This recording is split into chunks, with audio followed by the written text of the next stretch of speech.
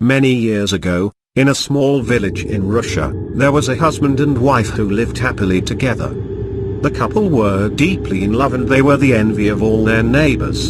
Soon after they married, the woman became pregnant and gave birth to a healthy baby boy.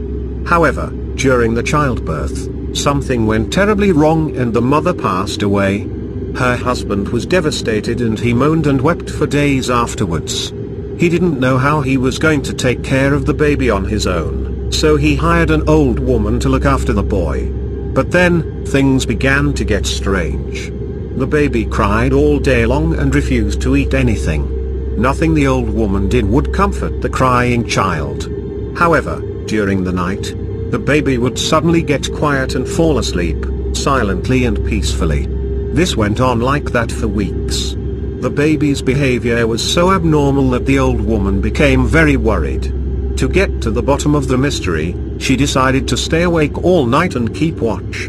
Just after midnight, she heard a faint creak as the front door quietly opened and soft footsteps made their way to the baby's cradle. The old woman peeked through the doorway and saw something that filled her with fright. The baby's dead mother was standing there in the darkness, dressed in the same clothes in which she had been buried. She was kneeling beside the cradle and breastfeeding the baby.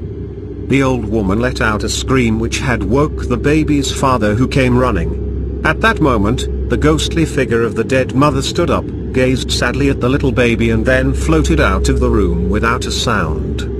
The old woman and the husband just stood there for a minute, shocked and horrified by what they had seen. Then, the husband reached into the cradle and let out a cry of anguish when he discovered that the baby was dead.